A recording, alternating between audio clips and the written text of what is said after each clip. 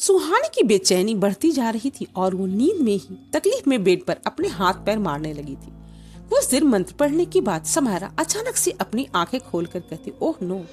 उसकी आंखों में परेशानी और घबराहट थी। ये देखकर युवराज कहता, क्या हुआ? समायरा फौरन कहती है, हमने जल्दबाजी में गलती कर दी, हमें बिना तैयारी के ये नहीं करना चाहिए था।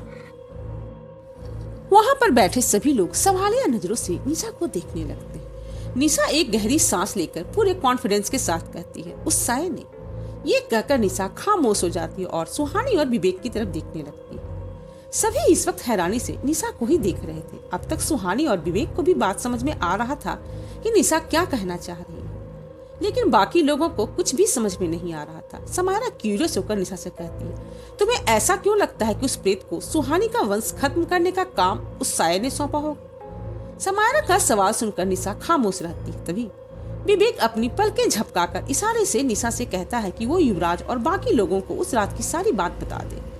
निशा आगे कहती है, उस रात जब मैं, विवेक और सुहानी विसिंग मिल के पास गए थे तो वो साया हमारे सामने आया था। वो हमें मारने के लिए जैसे ही हमारे पास आया वो वहीं रुक गया। शायद उसने सुहानी को पहचान लिया था। उसने कहा कि सुहानी का अस्तित्व असंभव है और उसने ये भी कहा था कि सदियों बाद सुहानी जैसी किसी को मारकर उसे बहुत अच्छा लगेगा। मुझे लगता है कि वो साया बहुत पहले से ही इन्हें मारना चाहता था। हो सकता है कि उसी ने उस प्रेत को सुहानी के पीछे लगाया हो। युवराज बड़े ध्यान से निशा की सारी बातें सुन रहा था, लेकिन उसकी नजर सुहानी पर थी और सुहानी ये बात नोटिस कर रही थी। उसे पता था कि उसका युवराज से इतनी बड़ी बात छुपाना युवराज को अच्छा नहीं लग रहा था। युवराज उस रात की बात ऊपर ऊपर से तो जानता था, लेकिन आज उसे पूरी बात पता चली थी। सुहानी युवराज की तरफ नजर उठाकर देख भी नहीं पा रही थी। पूरी बात सुनकर अर्नब सुहानी के नाना जी से कहता, सर क्या आप हमें शुरू से बता सकते हैं कि आप इन सब के बारे में क्या जानते हैं और आपको ये बातें कब पता चला? अर्नब के ऐसा कहने पर सबकी नजर फिर से सुहानी के नाना पर चली जाती। सुहानी के नाना वहाँ बहुत ही ज्यादा अनकंफर्टेबल फील कर रहे थे। सुहानी उनकी बेटी की बेटी तो जरूर थी, लेकिन वो उन्हें किसी अजनबी की तरह ही लग रही थी, क्योंकि उन्होंने सुहानी को बस एक दो बार ही देखा था। उनकी दूसरी बीवी से उनका एक पूरा परिवार था जिसका हिस्सा सुहानी नहीं थी। सुहानी की भी यही हालत थी, उसे भी उसके नाना किसी अजनबी की तरह ही लग रहे थे। सुहानी के नाना कहते हैं, अवंतिका की माँ का नाम सुमित्रा था। जब हमारी शादी हुई थी तब मैं 18 साल का था और वो 15 साल की थी। जब से वो मेरे घर आई थी मैं देखता था कि वो हर रात नींद में चीख पड़ती थी, और जब मैं उससे कुछ पूछता तो वो कहती कि उसने एक डरावना सपना देखा है। उसे देखकर हमेशा से मुझे लगता था जैसे वो मुझसे कुछ छुपा रही है। मेरे लाख पूछने पर भी उसने मुझे कुछ भी नहीं बताया। जब भी वो रात में डरकर उठती थी तो वो एक अजीब सा मंत्र पढ़ती थी। मेरे पूछने पर वो कहती थी कि ये मंत्र उसके गुरु ने उसे दीक्षा देते वक्त उसकी सुरक्षा के लिए दिया था। लेकिन अजीब बात ये थी कि वो मंत्र किसी और ही भाषा में था। वो हिंदी या संस्कृत तो बिल्कुल भी नहीं था। कुछ साल के बाद हमारे घर में अवंतिका का जन्म हुआ। जैसे ही सुमित्रा पेट से हुई उसका नींद में चीखना बंद हो गया। अवंतिका के जन्म के कुछ साल बाद मुझे पता चला कि वही सपने अब अवंतिका को आने लगे थे। जैसे जैसे वक्त बीतता गया सुमित्रा की हालत खराब होने लगी थी। कभी कभी रात में उठकर वो कुछ अजीब सी हरकतें किया करती थी। सच कहूँ तो वो सब बहुत ज्यादा डरावना था। मुझे ये सब कुछ ठीक नहीं लग रहा था, तो मैंने वहाँ एक सिद्ध तांत्रिक को बुलाया था। एक दिन उसने एक विधि की जिससे हमें ये पता चला कि सुमित्रा पर किसी शक्तिशाली प्रेत का साया है। उस तांत्रिक ने बहुत कोशिश की, लेकिन वो प्रेत बहुत ज्यादा ताकतवर था। तांत्रिक भी उस पर काबू नहीं कर पाया था। कुछ वक्त के बाद सुमित्रा पर कुछ बुरी शक्तियां हावी होने लगी। वो धीरे धीरे बहुत कमजोर हो गई थी। जब वो अपने अंतिम समय में थी तब उसने मुझे बताया कि सिर्फ उस पर ही नहीं बल्कि उसके पूरे वंश पर किसी प्रेत का साया है। उसने मुझसे कहा था कि उसके वंश में कोई भी औरत सिर्फ एक बार माँ बन सकती है और उसकी माँ बनने के कुछ सालों के बाद उस औरत की मौत हो जाती है। मैंने सुमित्रा से पूछा कि अगर उस प्रेत को सुमित्रा के वंश को खत्म करने का काम सौंपा गया है तो उसका वंश बढ़ने ही क्यों दे रहा है? वो एक ही बार में सबको मार क्यों नहीं देता? तो सुमित्रा ने मुझसे कहा कि वो प्रेत किसी चीज का इंतजार कर रहा है, इसलिए वो उस औरत को सिर्फ तब तक जिंदा रहने देता है जब तक वो औरत अपने बच्चे को जन्म नहीं दे देती। उस दिन ये बताते हुए ही सुमित्रा ये कहते हुए सुहानी के नाना जी खामोश हो जाते हैं। सुहानी के नाना की बात सुनकर युवराज बहुत ज्यादा बेचैन हो जाता है, लेकिन वो अपनी इस फीलिंग को अपने चेहरे पर आने नहीं देता। सुहानी अपने नाना से कहती है, तो इसका मतलब जैसे ही मैं माँ बनूंगी वो मुझे भी मार डालेगा। सुहानी के नाना कहते, हाँ, अगर तुम वो नहीं हो जिसका वो इंतजार कर रहा है। ये सुना कर निशा घबराते हुए कहती, और अगर सुहानी वही हुई तो? सुहानी के नाना इस पर कहते हैं, तो फिर मुझे बिल्कुल भी अंदाजा नहीं है कि वो शिवी के साथ क्या करेगा। ये सब सुनकर युवराज गुस्से से कहता है, वो कुछ नहीं कर पाएगा, मैं सुहानी को कुछ नहीं होने दूंगा। वहां बैठे सभी लोग युवराज का गुस्सा और उसकी बेचैनी समझ रहे थे। सुहानी भी इमोशनल होकर युवराज को ही देख रही थी। तभी अर्नब एक सर्वेंट को बुलाकर सुहानी के नाना को गेस्ट रूम में भेज देता है। उनके जाते ही समायरा कहती, अगर इनकी कही बात सच है तो मुझे लगता है कि सुहानी वही है जिसका वो इंतजार कर रहा था। समायरा इतना ही कह पाती है, तभी उसकी नजर युवराज पर जाती है जो उसे अलग तरीके से देख रहा था। युवराज को देखकर समायरा फौरन सुहानी की तरफ देखने लगती है। सुहानी का चेहरा इस वक्त बिल्कुल शांत था, लेकिन उसकी आंखों में डर साफ देखा जा सकता था। युवराज नहीं चाहता था कि आगे की बातें सुहानी के सामने हो। वो सुहानी को और ज्यादा परेशान नहीं करना चाहता था। अर्नब अब सिचुएशन को संभालते हुए कहता, ओके देन, अभी हमें काफी बातें पता चल चुकी, अब थोड़ा रेस्ट कर लेते हैं, फिर सोचेंगे कि हमें आगे क्या करना है। युवराज अर्नब को देखकर कहता, you are right mister SP Singh, मैं चाहता हूं कि आप लोग भी थोड़ा रेस्ट कीजिए, बाकी की बातें हम डिनर की बात करेंगे। मैं चाहता हूं कि आज रात आप और समायरा यहीं रुकें। अर्नब और समायरा दोनों समझ जाते हैं कि युवराज के दिमाग में आज रात के लिए कुछ प्लान है। समायरा और अर्नब बिना कुछ कहे रूम से बाहर चले जाते हैं। उन दोनों के बाहर जाते ही निशा का फोन बजता है। वो किसी तरह का रिमाइंडर था। निशा अपने फोन को देखते हुए कहते, गाइस अब मुझे निकलना होगा, फ्लाइट का टाइम हो रहा है। इससे पहले सुहानी और विवेक कुछ कह पाते, युवराज निशा से कहता है, इतनी रात को तुम कहाँ जा रही हो? निशा कहती, सर वो कल मुझे दिल्ली में एक डील फाइनल करनी है, इसलिए अभी निकलना होगा। युवराज को निशा पर शक होता है। वो आगे कहता है, तुम्हारा इस वक्त अकेले जाना सेफ नहीं है, तुम मुझे अपने डील की डिटेल्स दे दो, मैं उनसे बात करके उन्हें यहीं बुला लेता हूँ। युवराज की बात सुनकर सुहानी और विवेक थोड़े परेशान हो जाते हैं और निशा अपने मन में कहती है, युवराज सर आपने मुझे क्या सुहानी समझ के रखा है? ये सोचते हुए निशा कहती, डोंट वरी युवराज सर, हम पिछले 3 सालों से कंपनी चला रहे हैं, ऐसे ट्रिप पर मैं बहुत बार गई हूँ, आपको परेशान होने की जरूरत नहीं है। ये सुनकर युवराज बस हाँ में जवाब देता है। इसके बाद निशा सुहानी को हक करके कहती है, अपना ध्यान रखना, मैं जल्दी वापस आऊंगी। सुहानी भी निशा से कहती है, टेक केयर। निशा और विवेक उस रूम से बाहर चले जाते हैं। निशा और विवेक के रूम से जाने के बाद फौरन युवराज सुहानी की तरफ देखता है। वो बाहर से तो बहुत मजबूत दिखने की कोशिश कर रही थी, लेकिन उसकी आंखें उसके मन का डर बयां कर रही थी।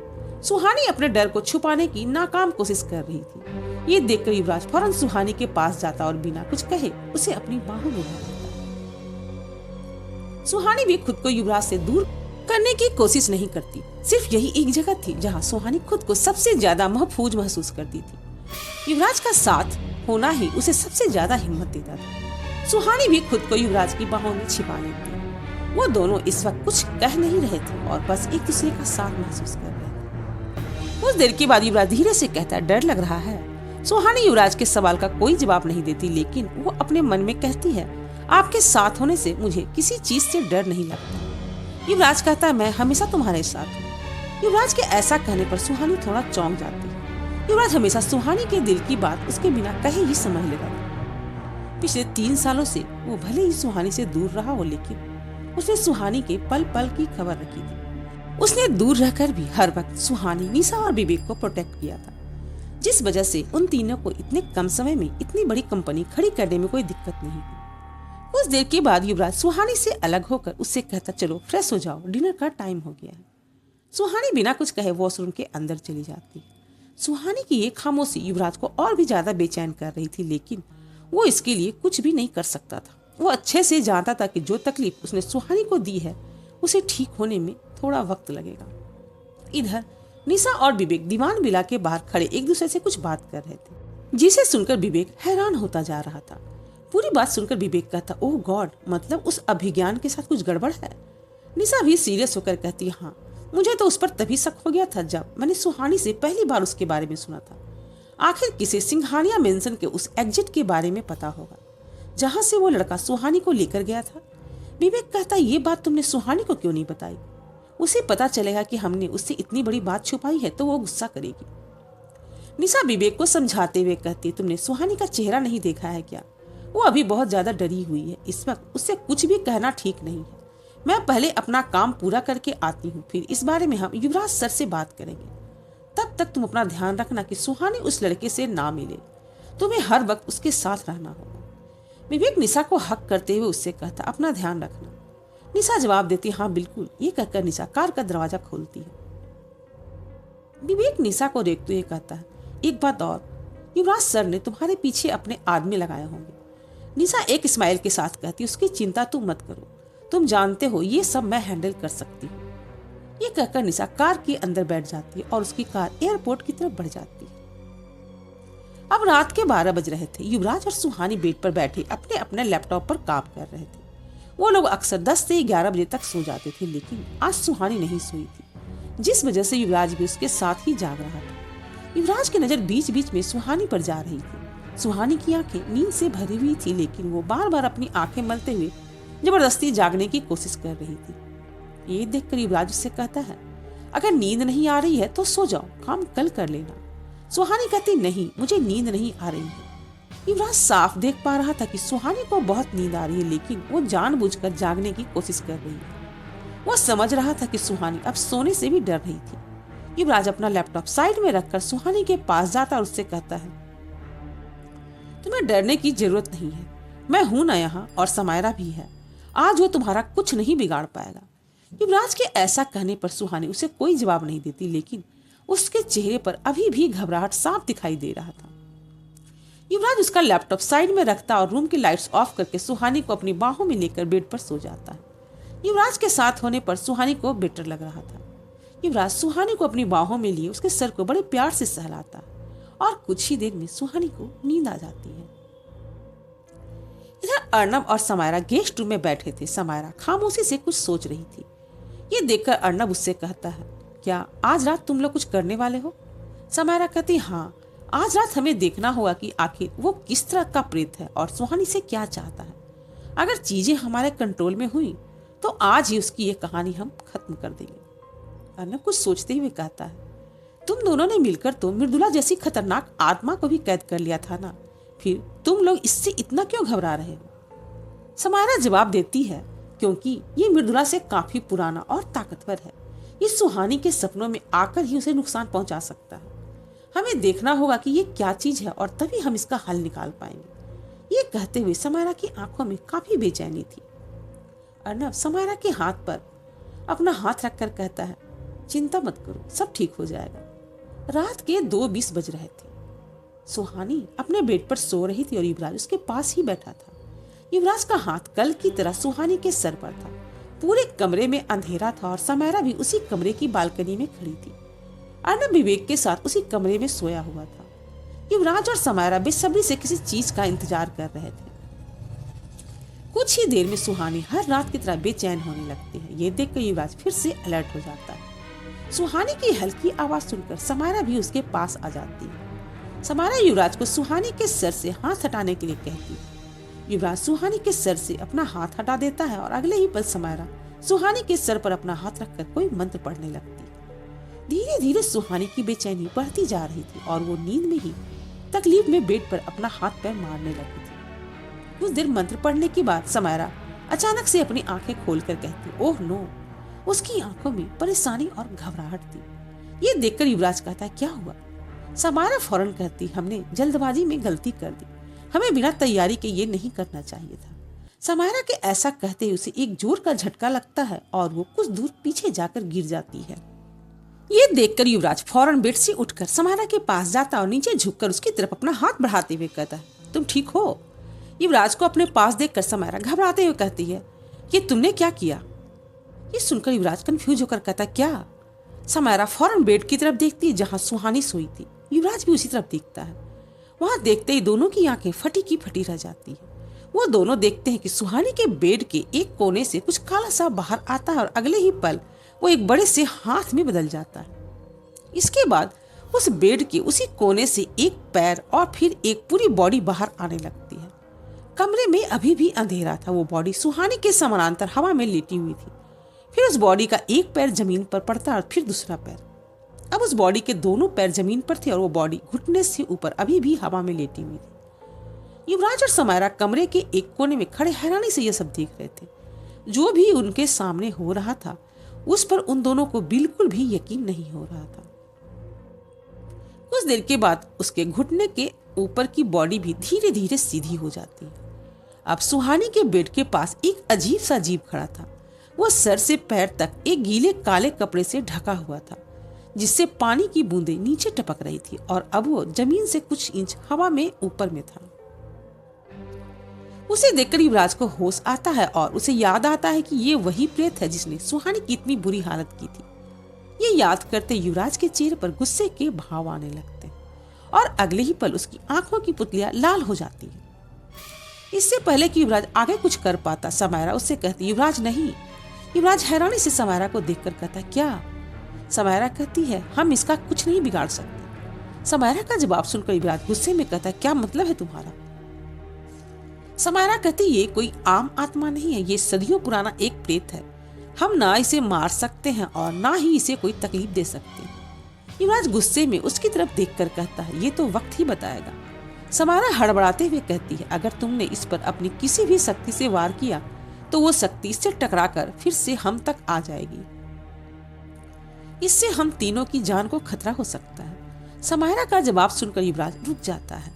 तभी वो देखता है कि वो प्रेत सुहानी की तरफ देखकर उसके चेहरे की तरफ अपना हाथ बढ़ा रहा है। ये देखकर युवराज डर और गुस्से के साथ उसकी तरफ बढ़ता है और अपने एक हाथ से उसका गला पकड़ने की कोशिश करता है। युवराज ये देखकर दंग रह जाता है कि उसे अपने सामने वो चीज खड़ी दिखाई तो दे रही है लेकिन उसकी पकड़ में कुछ भी नहीं आ रहा। ऐसा होते ही युवराज पर भी एक तरह का फोर्स लगता है और वो भी काफी दूर जाकर गिर जाता है। इसके बाद वो प्रेत फिर से अपना हाथ सुहानी के चेहरे की तरफ बढ़ा देता है। जैसे ही उसका हाथ सुहानी के चेहरे पर पड़ता है सुहानी की आंखें खुल जाती है। आंखें खोलते ही अपने सामने उस भयानक चीज को देखकर सुहानी की चीख निकल जाती है और अगले ही पल उस प्रेत का हाथ थोड़ा पीछे हो जाता है। ऐसा होते ही वो गुस्से में गुर्राने लगता है।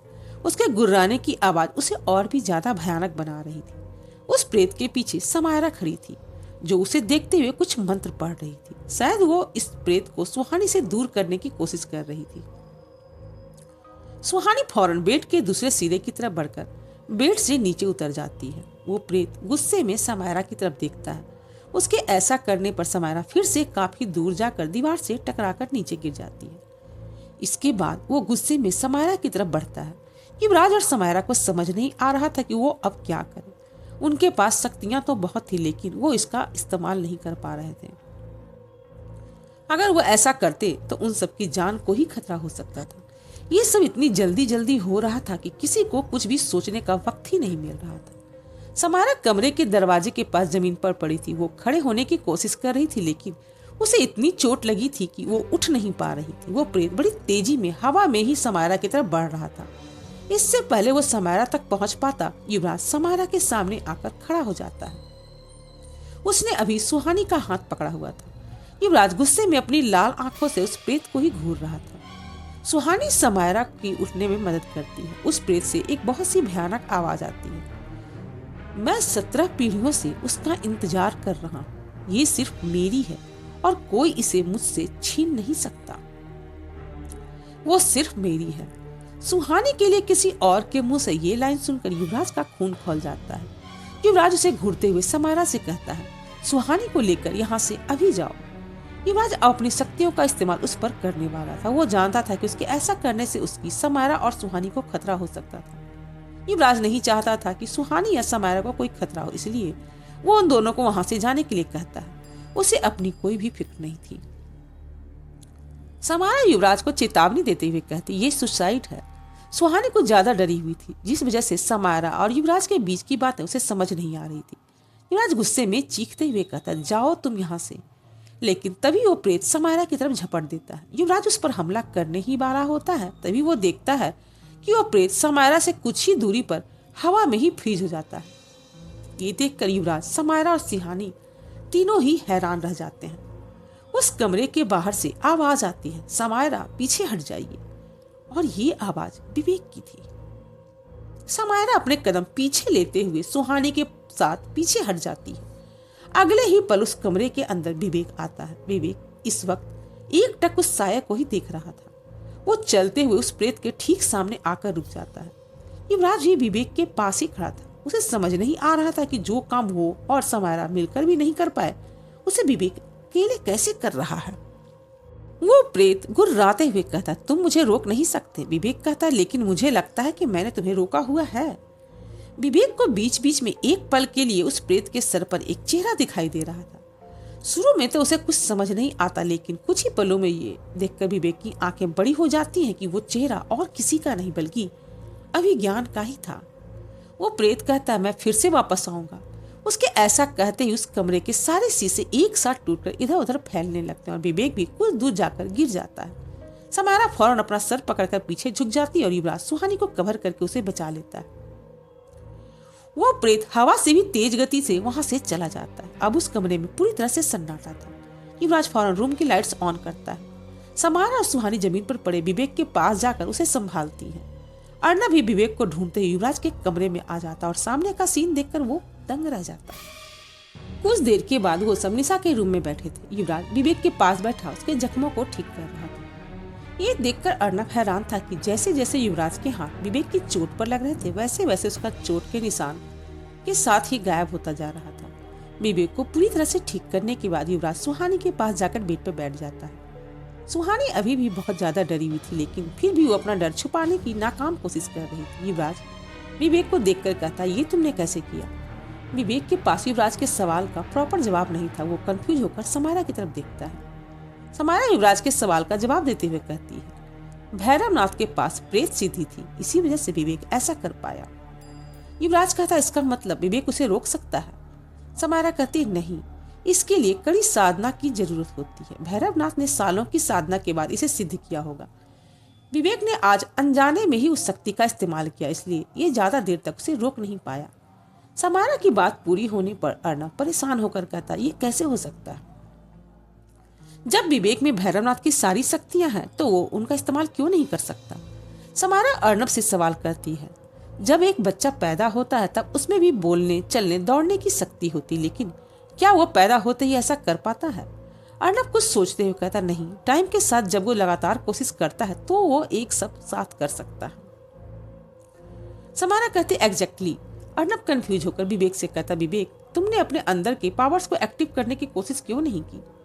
विवेक शालीनता से कहता है, मुझे समायरा ने मना किया था। मैंने सिर्फ वही शक्तियां जागृत की हैं जो समायरा ने मुझसे कहा था। ये सुनकर वहां बैठे सभी लोग समायरा को सवालिया नजरों से देखने लगते हैं। समायरा कहती है, मैंने विवेक से सिर्फ उन्हीं शक्तियों को जागृत करने के लिए कहा था जो ध्यान से जागृत की जा सकती हैं। ये काली शक्तियां अच्छी नहीं होती। ये जितनी शक्तियां देती है उससे कहीं ज्यादा इंसान से छीन लेती है। मुझे इसकी तकलीफों का अंदाजा अच्छे से है। मैं नहीं चाहती थी कि विवेक की जिंदगी इसकी वजह से बदतर हो जाए। समायरा की बात सुनकर वहां बैठे सभी लोगों को समझ में आ जाता है कि ऐसा करने के पीछे समायरा का इंटेंशन सही था। समायरा आगे कहती, लेकिन मुझे लगता है कि जिन शक्तियों को विवेक जागृत नहीं भी कर रहा है, वो जरूरत पड़ने पर अपने आप जागृत हो रही हैं, बिल्कुल सुहानी की मेमोरी की तरह। सुहानी क्यूरियस होकर कहती, क्या ऐसा होता है? समायरा सीरियस होकर कहती, आमतौर पर ऐसा नहीं होता। शक्तियां कोशिश करने पर ही जागृत होती हैं। पता नहीं उस अघोरी और भैरवनाथ के गुरु का क्या मकसद था कि उन्होंने सुहानी और विवेक के साथ ऐसा किया। लगता है जैसे हम सिर्फ इस कहानी के मोहरे हैं और जो हो रहा है वो सब पहले से ही निर्धारित है। विवेक कहता है, भैरवनाथ के गुरु ने कहा था कि जब वक्त आएगा तब वो खुद हमारे पास आएंगे। विवेक का जवाब सुनकर सभी सोच में पड़ जाते हैं। विवेक कुछ याद करते हुए कहता है, उस प्रेत ने कहा कि वो सुहानी का 17 पीढ़ियों से इंतजार कर रहा, मतलब सुहानी वही है जिसके लिए वो प्रेत इनका वंश आगे बढ़ने दे रहा था। सुहानी कहती, लेकिन मुझ में ऐसा क्या है कि वो मेरा इंतजार कर रहा था और मेरी वजह से उसने अपना काम इतने सालों तक पूरा नहीं किया। सबके मन में कई सवाल थे, लेकिन किसी के पास भी इसका कोई जवाब नहीं था। युवराज सारी बातें ध्यान से सुन रहा था और उसके दिमाग में उस रात का सीन चल रहा था जब पद्मिनी से सुहानी के बारे में कुछ बताना चाह रही थी। अर्णव समायरा से कहता, अगर तुम मिस्टर युवराज और विवेक उसे रोक नहीं सकते तो फिर कौन है जो उसे रोक सकता है? समायरा कहती, उसे सिर्फ वही रोक सकता है जिसने प्रेत सिद्धि प्राप्त किया है। हिमालय में ऐसे कुछ साधक मिल सकते हैं, लेकिन यहाँ ऐसे किसी का होना बहुत मुश्किल है। समायरा की बात को सुनकर युवराज अपने मन में कहता, शायद वो हमारी मदद कर सकता है। कुछ देर बातें करने के बाद सभी निशा के रूम से चले जाते हैं। युवराज और सुहानी का रूम अभी रहने लायक नहीं था, इसलिए वो दोनों निशा के रूम में ही रुकते हैं। सुहानी खामोशी से बेड पर टिककर बैठे हुए कुछ सोच रही थी। युवराज सुहानी के पास आकर बैठ जाता है और उसकी फिक्र करते हुए उसे कहता है, डर लग रहा है क्या? सुहानी फेक स्माइल के साथ युवराज की आंखों में देखकर कहती, क्या आपको डर लग रहा है? युवराज सुहानी के सवाल का जवाब नहीं देता, लेकिन वही जानता था कि उसे कितना ज्यादा डर लग रहा था। कोई पावरफुल चीज सुहानी की जान लेना चाहती और हर वक्त अब उसकी जान को खतरा है। ये थॉट हर पल युवराज की जान निकाल रहा था। युवराज को खामोश देखकर सुहानी आके कहती, पता है युवराज सर, जब मृदुला आपको मारना चाहती थी तो हर वक्त मेरे मन में एक अजीब सा डर रहता था, जिसे मैं चाह कर भी आपको एक्सप्लेन नहीं कर पाती थी। मैं किसी भी तरह से आपको उससे बचाना चाहती थी और इसी वजह से मुश्किल में पड़ जाती थी। आप इसके लिए मुझे डांटते थे, लेकिन तब मैं चाहती थी कि आप मेरे मन के उस डर को समझ पाओ। शायद आज आपको वो डर समझ आ रहा होगा। सुहानी के ऐसा कहने पर युवराज एकटक उसे देखता रह जाता है। उसका दिल भर आया था, लेकिन वो हमेशा की तरह कुछ भी एक्सप्रेस नहीं कर पा रहा था। सुहानी ने ठीक कहा था। आज युवराज को समझ में आ रहा था कि सुहानी उस वक्त कैसा महसूस करती थी, और इतने सालों तक जब युवराज ने सुहानी को खुद से दूर रखा था तो उसे कैसा लगा होगा। युवराज खुद को संभालते हुए सुहानी का हाथ अपने हाथों में लेकर कहता है, क्या तुम मुझे कभी माफ नहीं करोगी? ये सुनकर सुहानी की आंखें नम हो जाती है और वो अपने आंसू बाहर आने से रोकते हुए कहती है, आप कई रातों से सोए नहीं हो, अभी सुबह होने में वक्त है, आप भी सो जाइए। ये कहकर सुहानी खुद को ब्लैंकेट से कवर करके सो जाती है। युवराज सुहानी के सिरहाने के पास जाकर बैठ जाता और सुहानी के सिर पर अपना हाथ फेरते हुए कहता है, आई एम सॉरी सुहानी, मैं जानता हूँ कि शुरू से लेकर अब तक हमेशा हमारे रिश्ते के लिए तुमने ही एफर्ट किया है। जब तुम मेरी लाइफ में आई थी तब मैं सिर्फ अपनी मौत का इंतजार कर रहा था। तुम्हारे आने के बाद मुझे पता चला कि खुश होना कैसा होता है। जब कोई हमसे बहुत प्यार करता है तो कैसा फील होता है। तुम मेरी लाइफ में एक ब्लेसिंग बनकर आई थी। अब तुम्हें हमारे लिए एफर्ट करने की कोई जरूरत नहीं है। अब वो सारे एफर्ट मैं तुम्हारे लिए करूंगा और एक दिन तुम खुद मुझे माफ करोगी। ये कहते युवराज का गला भर आया था। युवराज देखता है कि सुहानी की आंखें अभी भी बंद थी, लेकिन उन बंद आंखों से ही आंसू की बूंदें बाहर आ रही थी। युवराज सुहानी के आंसू पोंछकर उसके फॉरहेड पर किस करता रूम की लाइट्स ऑफ करके अपने साइड में जाकर सो जाता है। अगली सुबह एक ग्रे कलर की मर्सिडीज कार शिमला की रोड पर तेजी से चल रही थी। तभी एक ब्लैक ऑडी कार उसके पास आती है और उसके सामने आकर रुक जाती है। उस ग्रे कार से विक्रम राठौर गुस्से में बाहर निकलता, लेकिन सामने देखकर उसका गुस्सा हैरानी में बदल जाता है। उस ब्लैक कार से युवराज बाहर आता और विक्रम की तरफ बढ़ने लगता है। युवराज को अपनी तरफ बढ़ते देख विक्रम थोड़ा नर्वस हो रहा था, लेकिन वो अपनी नर्वसनेस अपने चेहरे पर नहीं आने देता। युवराज विक्रम के सामने आकर खड़ा हो जाता है। विक्रम युवराज से कहता है, इस तरह मेरा रास्ता रोकने का क्या मतलब है? युवराज विक्रम की आंखों में देखकर पूरे एटीट्यूड के साथ कहता है, क्या तुम कुछ और दिन जिंदा रहना चाहते हो? विक्रम अब और भी ज्यादा डर जाता और कहता है, क्या मतलब, क्या चाहिए तुम्हें? युवराज बिना किसी एक्सप्रेशन के कहता, ज्यादा कुछ नहीं, बस तुम्हारी एक छोटी सी मदद चाहिए। अब तुम्हारा जिंदा रहना सिर्फ इसी बात पर डिपेंड करता है कि तुम्हारे पास प्रेत सिद्धि है या नहीं। ये सुनकर विक्रम दंग रह जाता है और खौफ भरी नजरों से युवराज को देखने लगता है। क्या विक्रम युवराज की मदद करेगा या फिर उसके शैतानी दिमाग में कोई और ही प्लान चल रहा है? आगे के एपिसोड्स जानने के लिए मेरे चैनल को लाइक, शेयर और सब्सक्राइब जरूर करें और कमेंट भी करें कि आप मेरी कहानियों को कहां से देख रहे हैं। Thanks for watching.